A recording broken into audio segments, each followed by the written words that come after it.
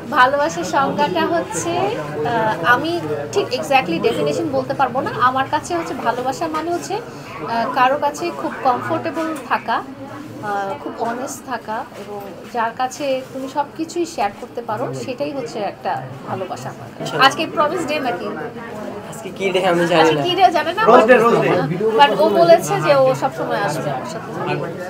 শুধু ও না, আমার টিম মেম্বাররা সবাই আসছে। একটা প্রশ্ন করি, অনেকেই বলে থাকে যে ইমনকেও আপনি নাকি গাড়ি গিফট করবেন, করবো বাড়ি ইনশাল্লাহ, গিফট করবেন। ইনশাল্লাহ করবো। বা ইমন আসলে বলছে কি, ইমন বড় হয়ে ইমন আমাকে গাড়ি গিফট করবে, তো এটা একটু অপোজিট হয়ে গেল আর কি। আমার করা লাগবে না, ইমন আমাকে। বিনোদন সাংবাদিক গাড়ি বাড়ি গিফট করবেন না? বিনোদন সাংবাদিককে আমি একটা 16 Pro Max গিফট করেছিলাম, আপনাদেরকে কি কেউ বলেছে? এইটা যে আপনি যে 60 প্রো গিফট করলেন, আরো বিনোদন সাংবাদিক আছে তাদেরকে কবে গিফট করবেন? বিনোদন সাংবাদিককে আমরা একটা 16 Pro Max গিফট করেছিলাম, বাট উনি সেটা হাইড করে ফেলেছেন, উনি কাউকে বলতে চান নাই। তো আমি বলে দিলাম আজকে।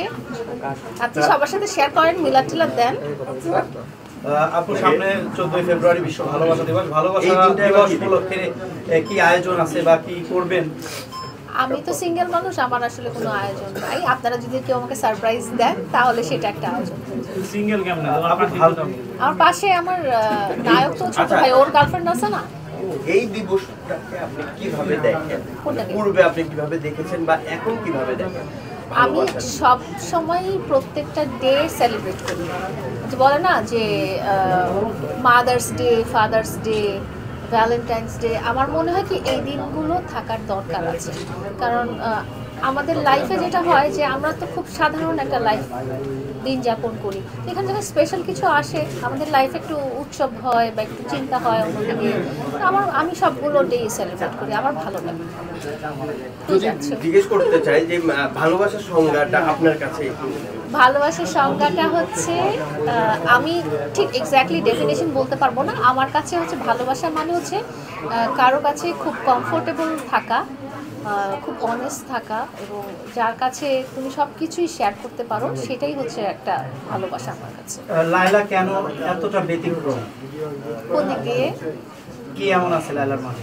লায়লার মাঝে লায়লা আসলে ব্যতিক্রম না। লায়লা আসলে খুবই সাধারণ এবং হাঁটতে চলতে আপনি যার সাথে দেখা হয় লায়লা ঠিক সেম এরকম। লায়লা কোনো আলাদা কিছু না, খুব সাধারণ একটা। আচ্ছা আপু, তোমার কাছে আমার একটা কোশ্চেন। বলো। এর আগে 14 ফেব্রুয়ারিতে তো সে তোমার সাথে ছিল, তাই না? তো এবার তো তুমি একাভাবে কাটাবে, এটা তুমি কিভাবে নিচ্ছ? ছিল গত 24 তো ছিল, ফেব্রুয়ারি মাসে, ও তো মার্চে গেছে।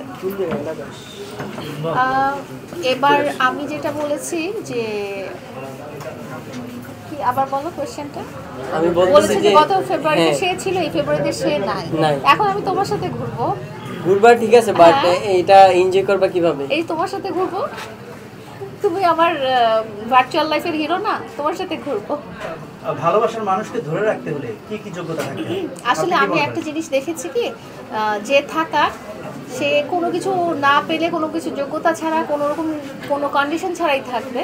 আর যে চলে যাওয়ার, তাকে আপনি পুরো দুনিয়া চাঁদ মঙ্গল গ্রহ এনে দিলেও সে থাকবে। ভালোবাসার মানুষের কি চাওয়া পাওয়া থাকে? আপনি তো নিজেও দেখছেন। আমার ভালোবাসার মানুষের অনেক চাওয়া পাওয়া, তার ম্যাটেরিয়ালিস্টিক চাওয়া পাওয়া অনেক বেশি। তার বাড়ি লাগবে, গাড়ি লাগবে, জমি লাগবে, জায়গা লাগবে, ব্যবসায়িক প্রতিষ্ঠান লাগবে, সবই লাগবে তার। সে দুনিয়াদারির চিন্তায় সে খুব ব্যস্ত ছিল, তো তার চাহিদা ওরকম। আমার কাছে যেরকম হচ্ছে, আমার কোনো চাহিদা নাই, আমি কখনো কিছু চাই না। এটা সিক্রেট প্রশ্ন করতে চাই। করেন। মানে কখনো